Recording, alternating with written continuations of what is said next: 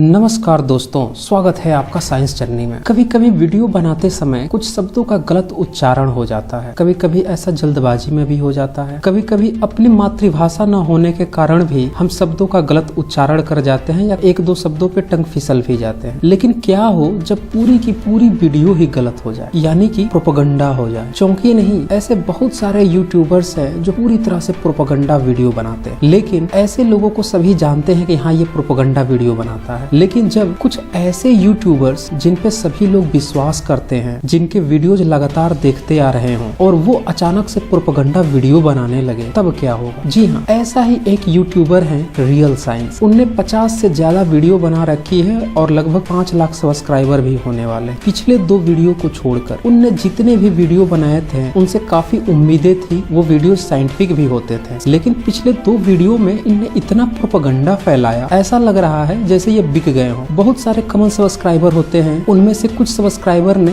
Link भी मुझे भेजा और फैक्ट चेकिंग करने के लिए कहा। वीडियो देखकर मैं भी चौंक गया, इतना बड़ा प्रोपेगेंडा, वो भी वो चैनल जिससे ये बिल्कुल भी उम्मीद नहीं थी। दरअसल रियल साइंस यूट्यूब चैनल में एक फीमेल एंकर हैं और उनने रामायण और महाभारत में, जिसमें वो आज से भी ज्यादा टेक्नोलॉजी होने का दावा कर रही हैं, ऐसे बहुत सारे प्रोपेगेंडा और गपोड़े चैनल हैं जो इस तरह की फेक न्यूज फैला रखे हैं और आए दिन वही फेक न्यूज की बातें बहुत सारे लोग कमेंट करके चले जाते हैं। इस वीडियो को देखने के बाद आपको काफी कुछ सीखने को भी मिलेगा। इसमें से इनका सबसे पहला प्रोपेगेंडा था ये सिगिरिया, जो श्रीलंका में एक स्थान है, बहुत ही अच्छा स्थान है, उसको दिखाते दिखाते उसे रावण का महल बताने लगती है। फिर ये भी बताने लगती है कि पुष्पक विमान भी था, उससे भी उनका पेट नहीं भरता, तो उसी में एक तालाब दिखाती है, फिर एक बगीचा दिखाती है और उसे अशोक वाटिका भी बता देती है जिसमें सीता रहती थी। क्या है सच? दरअसल जिस साइट को ये दिखा रही है वो 4th से 5th सेंचुरी के बीच में श्रीलंका के पेरिसिडल किंग कसापा ने बनवाया था। अगर आपको सिगिरिया के बारे में डिटेल से जानना है तो आप unesco.org खोलें, वहाँ पे सिगिरिया टाइप करें, आपको पेज खुलकर आ जाएगा, आप उसे ओपन कर लीजिए और इसका डिस्क्रिप्शन पढ़ें, वहाँ पे साफ तौर पे ये बातें लिखी हुई हैं। फिर इसी में वीडियो पे आप क्लिक करें और उस वीडियो में पूरी डिटेल्स भी दी हुई है कि कैसे उसे बनाया गया था, क्या क्या वहाँ पे थे, और ये 4th से 5th सेंचुरी के बीच की कलाकृति है जिसे यूनेस्को ने वर्ल्ड धरोहर माना है। और इस 4वीं से 5वीं सदी की कलाकृति को ये रावण का महल बता रही है। और तो और ये भी बता रही है कि ये इतना ऊंचा बना था और उस पे पुष्पक विमान होगा, तभी वहां से उड़ कर जाता होगा रावण। खैर, पुष्पक विमान पे मैंने एक ऑलरेडी वीडियो बना रखा है, वीडियो 12, डिस्क्रिप्शन में भी लिंक है, वहां से जाकर आप देख सकते हैं। यह पूरी तरह से फेक है। दरअसल ऐसा लगता है कि मैडम ने कभी हिस्ट्री की क्लास ही अटेंड न की हो, हमेशा बंक मार दिया हो, और अब जब यूट्यूब पर प्रोपेगेंडा वीडियो बना के ऐसे अचरज कर रही हैं 4वीं 5वीं सदी की एक साइट को दिखाकर कि यह लाखों साल पुरानी रामायण के रावण का महल हो। क्या लगता है आपको? रियल साइंस ऐसा क्यों प्रचारित करने लगा अचानक से? उसकी क्या मनोदशा हो गई? उसके बारे में आप कमेंट जरूर करें। आइए इनका अगला प्रोपेगेंडा देखते हैं। प्रोपेगेंडा नंबर 2, ये कैलाश टेम्पल दिखाती हैं और फिर बताने लगती हैं कि यह एक सिंगल स्टोन से बना था, बहुत सारे मजदूर लगे थे उसको बनाने में और 18 साल के अंदर ही बन गया, और आज भी इसको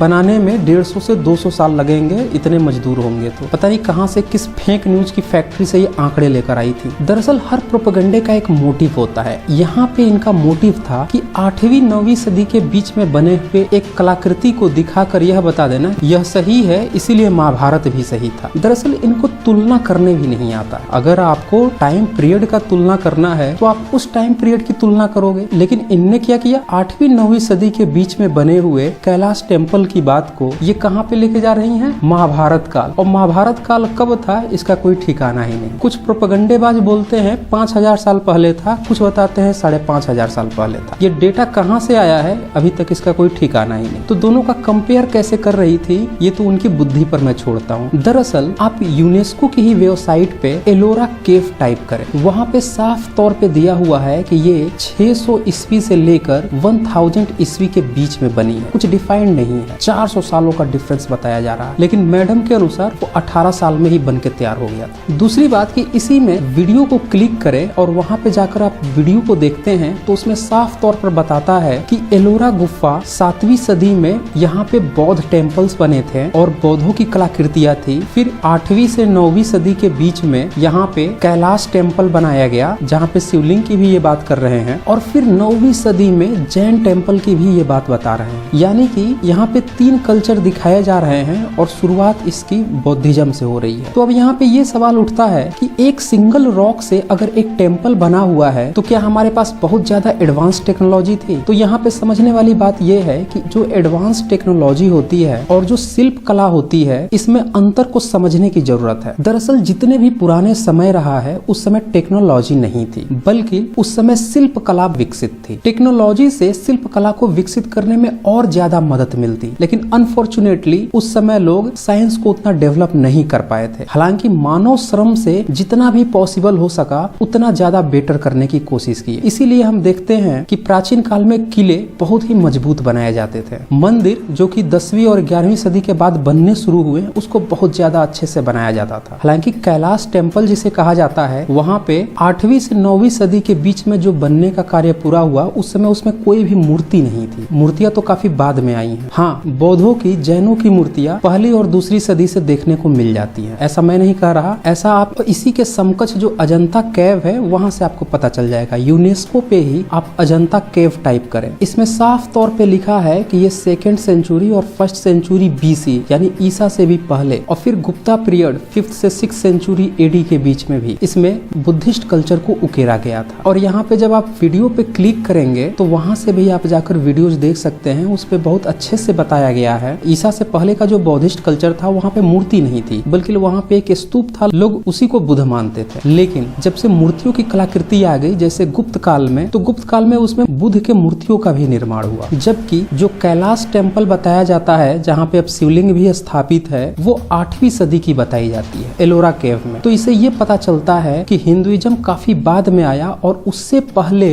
बौद्धिज्म था, और इसी तरह से जैनिज्म का भी कंसेप्ट था। लेकिन कुछ लोगों को यहाँ पे ये भी डाउट रहता है कि गुप्ता काल हिंदुओं का काल था। लेकिन अजंता और एलोरा को देखकर आप क्लियरली यह कह सकते हैं कि गुप्त वंश भी बौद्धिस्ट ही थे, अन्यथा तभी वो मंदिरों का निर्माण कराते, न कि बौद्धों और जैनों का। अब सवाल ये उठता है कि मैडम इन कलाकृतियों को दिखाकर ये कैसे बताना चाह रही थी कि महाभारत में टेक्नोलॉजी है? इससे पता चलता है मैडम को तुलना करने भी नहीं आती और पूरी तरह से प्रोपेगेंडे पे उतर आई थी। अब आते हैं इनके प्रोपेगेंडे नंबर 3 पे। इसमें ये गीजा के पिरामिड के पास बने हुए स्टैचू को दिखाती हैं और फिर एक विकिपीडिया पेज खोलती हैं और बताती हैं कि 9500 BC यानी कि 11,500 साल पुराना यह स्टैचू है। और इस स्टैचू में मुंह की आकृति एक फीमेल की है और पीछे का जो धड़ है वो शेर का है। इसीलिए गणेश भी सही है, क्योंकि इसमें सर एलिफेंट का है और शरीर बच्चे का है। अब जरा सोचिए मैडम का IQ लेवल कितना कम है, या पता नहीं है भी कि नहीं है, या हो सकता है प्रोपेगेंडा वीडियो बनाने के लिए माइनस में चला गया हो। एक बार मैडम इजिप्ट की भी वेबसाइट खोल के देख लेती तो वहाँ पे साफ तौर पे लिखा हुआ है कि ये स्टैचू लगभग 4,500 साल पहले के हैं और सिंधु सभ्यता घाटी के समकक्ष हैं। दूसरी बात, भारत में जो गणेश नाम का प्राणी बताया जाता है, उसका अस्तित्व पिछले 700-800 सालों के बाद ही आया है, क्योंकि उससे पहले न तो गणेश नाम की कोई मूर्ति देखी गई है और न ही कोई लिखित साक्ष्य मिला है। तीसरी बात, जिस पिरामिड के वो स्टैचू को दिखा रही हैं, वो वहाँ का कल्चर था। वहाँ पे जब भी कोई राजा मरता था तो उसकी याद में उसके जो मकबरे बनाए जाते थे, पिरामिड बना देते थे। कहीं पे उसके पीछे राक्षस की तरह बना देते थे, कहीं पे घोड़े की तरह बना देते थे, कहीं पे शेर की तरह बना देते थे। वो वहाँ का सांकेतिक दृश्य था। जैसी पर्सनालिटी होती थी, उस पर्सनालिटी को शो करने के लिए वैसा बनाते थे। लेकिन मैडम ने उसकी तुलना यहाँ के ब्राह्मणी ग्रंथों के काल्पनिक चित्रों से कर डाली और ये भी बता दिया कि इसीलिए वो सही है। अब यहाँ पे सोचने वाली बात ये है कि गणेश में जो बच्चा है नीचे, वो एक आम इंसान है। अब उसकी गर्दन कितनी मोटी होगी, और एक एलिफेंट का जो बच्चा होगा उसकी गर्दन कितनी मोटी और चौड़ी होगी? क्या दोनों को एक दूसरे के ऊपर रख दिया जाए तो उसकी प्लास्टिक सर्जरी हो सकती है, जैसा कि हमारे मोदी जी भी एक बार करवा दिए थे। स्पीच देते देते कभी कभी वो भी खुल जाते हैं। इसके अलावा मैडम ने क्या गलती की, विकिपीडिया खोल के पढ़ रही हैं और वहां से बता रही हैं। अब मैडम को ये भी नहीं पता कि विकिपीडिया में फैक्ट दिखते हैं या फेक न्यूज होता है। विकिपीडिया तो ओपन सोर्स है, कोई भी बंदा उसे चेंज कर सकता है, एडिट कर सकता है, कहीं से भी कुछ रेफरेंस डाल सकता है। वो गलत भी हो सकता है, सही भी हो सकता है। उन्हें जाकर ऑफिशियल वेबसाइट चेक करनी चाहिए थी, लेकिन वो ऐसा क्यों करेंगी? उन्हें तो अपना एजेंडा चलाना था। आइए अब इनके कुछ और प्रोपेगेंडे देखते हैं। प्रोपेगेंडा फैलाते फैलाते ये इतनी खो जाती हैं कि जो इतिहासकार हैं, जो साइंटिफिक फैक्ट के अनुसार अपनी बातें रखते हैं, उनको ही गलत बताने लगती है और अपने प्रोपेगेंडे को आगे बढ़ाते हुए दिल्ली के मेहरौली में स्थित एक आयरन पिलर को दिखाते हुए ये कहने लगती हैं कि इस पे लिखी हुई भाषा, याद रखिए लिपि नहीं भाषा कहती है, को कोई नहीं पढ़ सका है। और फिर वेदों की लिपि दिखाती हैं और उसको भी भाषा कहती हैं। और फिर कहती हैं वेदों की भाषा तो पढ़ी जा सकी है लेकिन पिलर की भाषा नहीं पढ़ी जा सकी है, इसीलिए पिलर 4000-5000 साल पुरानी है। क्या है सच? दरअसल जो आयरन पिलर है वो कुतुब मीनार के ही परिसर में स्थित है। मैं खुद ही उसे देख कर भी आया हूँ और उसकी जो लिपि है वह ब्राह्मी लिपि है। खैर मैडम को भाषा और लिपि के बारे में नहीं पता था, इसलिए हो सकता है कि वो लिपि को भी भाषा बोल गई। अब यहाँ पे ध्यान देने वाली बात यह है कि वह लिपि ब्राह्मी लिपि थी और ब्राह्मी लिपि सम्राट अशोक के काल में पाई गई, लेकिन इस पे जो लिपि लिखी थी यह गुप्त काल के समकालीन लगती है। यानी कि ये हो सकता है 6वीं शताब्दी की हो, 7वीं शताब्दी की हो, 8वीं शताब्दी की भी हो सकती है, या 4वीं शताब्दी या 5वीं शताब्दी की भी हो सकती है। और ऐसा अनुमान उसकी लिपि को देखकर इतिहासकारों ने लगाया। अब जरा सोचिए, जिस ब्राह्मी लिपि को जिसे गुप्तकालीन बताया जाता है, उस लिपि को 1888 में J.F. फ्लीट्स ने, जो कि एक अंग्रेज था, उसने उसे पढ़ा। उससे पहले जितने ब्राह्मणों ने पढ़ा था वो सारे के सारे गलत ही पढ़ते थे और कभी उसको सही से बता ही नहीं पाए थे। अर्थात की गुप्त काल की लिपि ब्राह्मणों को कतई नहीं पता थी। यहाँ से आप बिल्कुल कंक्लूड कर लीजिए कि जो ये गुप्त काल में नवरत्न बताते हैं, कालिदास, वराहमिहिर, धर्मंतरी और तरह तरह के फर्जी कवि, और उनके नाम पर ये 50 किताबें छाप मारे हैं, वो कैसे छाप मारे हैं जब उसकी लिपि ही इनको पढ़ने नहीं आ रही। खैर मैं एक अलग वीडियो बनाऊंगा जहाँ पे मैं पूरे डिटेल से दिखाऊंगा इस आयरन पिलर के बारे में, कैसे बनाया गया है, क्यों इसमें जंग नहीं लगती। लेकिन वेदों से जो ये तुलना करती है वो पूरी तरह से फर्जी साबित होती है, क्योंकि वेदों की लिपि देवनागरी है और देवनागरी के अलावा उसका मैन्युस्क्रिप्ट उससे पुराना कहीं पाया ही नहीं गया। और उसके लिए आप वीडियो 17 देख सकते हैं जहाँ पे मैंने डिटेल से दिखाया था। इसके बाद से इनका नेक्स्ट प्रोपेगेंडा था कि इसमें जंग नहीं लगती, इसीलिए उसमें बहुत ज्यादा टेक्नोलॉजी थी, इतनी ज्यादा टेक्नोलॉजी थी इसीलिए महाभारत भी सही था, क्योंकि उसमें भी तरह तरह की टेक्नोलॉजी यूज की गई थी। अब यहाँ पे समझने वाली बात यह है कि टेक्नोलॉजी का मतलब क्या होता है। आपके पास शौचालय नहीं है, आपके पास दवाएं नहीं है, हैजा और प्लेग आता था, लोग गाँव के गाँव साफ हो जाते थे, लाखों के लाखों लोग मर जाते थे, माचिस बनाने की तकनीक नहीं थी, डेली पत्थर रगड़ते थे तब जाकर आग जला पाते थे। कोई मैसेज किसी रिश्तेदार के पास पहुंचाना हो और वो किसी दूसरे राज्य में हो तो बैलगाड़ी या घोड़े गाड़ी से जानी पड़ती थी, महीनों 6 महीने लग जाते थे। कोई विदेशी हमला करे तो तुरंत ही हार जाते थे, क्योंकि तलवार भाले के अलावे हमारे पास कोई नए हथियार नहीं थे। तो कौन सी टेक्नोलॉजी थी? सिर्फ लोहा बनाने के लिए कि जंग न लगे, और एक पिलर बनाने के लिए। जब बाबर तोप लेकर आया, बंदूकें लेकर आए, अंग्रेज उससे भी ज्यादा टेक्नोलॉजी लेकर आए, ये तुरंत हार गए। कौन सी टेक्नोलॉजी थी आपके पास? 17, 18 साल के बच्चे 20-22 घुड़सवार, 200 घुड़सवार लेकर आते थे और आप सरेंडर कर देते थे। कौन सी टेक्नोलॉजी थी? तो यहाँ पे भी इनका प्रोपेगेंडा पूरी तरह से एक्सपोज हो जाता है। इसके बाद से इनका नेक्स्ट प्रोपेगेंडा था कि ये मेडिकल साइंस का हवाला देकर यह बताना चाह रही थी कि महाभारत में इसीलिए टेक्नोलॉजी थी, और उसके लिए कोलंबिया की एक वेबसाइट खोलती हैं और वहाँ पे दिखाती हैं कि उस पे लिखा हुआ है कि 2600 साल पहले सुश्रुत ने नाक कान की प्लास्टिक सर्जरी की थी आँख की, इसलिए टेक्नोलॉजी थी।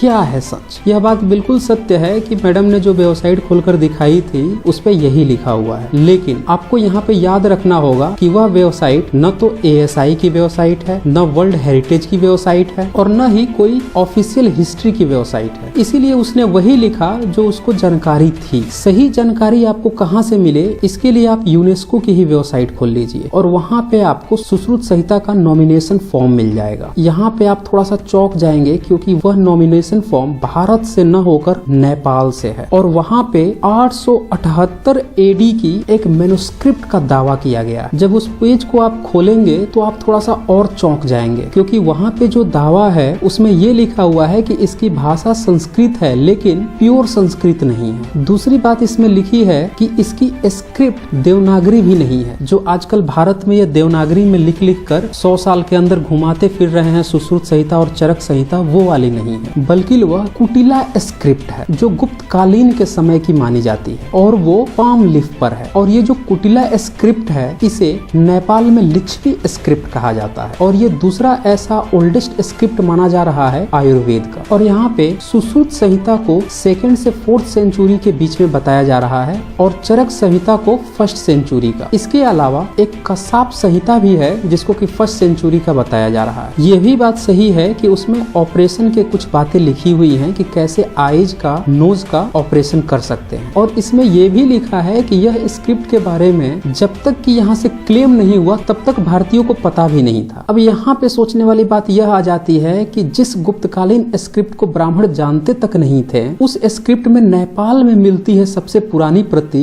और भारतीयों के पास जो 100 साल के अंदर ये लिख रखे हैं वो तो देवनागरी स्क्रिप्ट में है। ऐसा कैसे हो रहा है? तो यहाँ पे कुछ विशेषज्ञों का यह भी कहना है कि जब 12वीं शताब्दी में नालंदा विश्वविद्यालय को जला दिया गया तब कुछ बौद्धिस्ट कुछ किताबें छुपाकर नेपाल चले गए थे। तो हो सकता है कि उस समय उनके पास जो प्रति गई हो और जब उसकी डेटिंग की गई है तब यह पता चला कि ये 878 एडी की है, और तब उससे अनुमान लगाया जा रहा है कि ये दूसरी से चौथी शताब्दी की हो सकती है। क्योंकि इसमें अगर ब्राह्मणों का कुछ रोल होता तो जरूर उनके पास भी जो चरक संहिता या सुश्रुत संहिता है उसकी भी लिपि यही पुरानी लिपि में होती। अब यहाँ पे रियल साइंस पूरी तरह से एक्सपोज हो जाता है कि वह जिस सुश्रुत संहिता के हवाले से रामायण और महाभारत में एडवांस टेक्नोलॉजी बता रही थी वह तो ज्यादा से ज्यादा पहली, दूसरी, तीसरी, चौथी शताब्दी की निकलती है। अब 9वीं सदी के या यूं कहें कि तीसरी, चौथी शताब्दी के भी प्रमाण को लेकर महाभारत और रामायण से ये कैसे कनेक्शन जोड़ रहे हैं। ऐसा पता चलता है जैसे दिमाग में बिल्कुल ही भूसा भर गया हो, सोचने समझने की क्षमता ही हिल गई हो। अगर आप रामायण या महाभारत की बात कर रहे हैं और प्रमाण सारे के सारे 2000 साल के अंदर के, क्या कनेक्शन है? कभी 8वीं 9वीं सदी के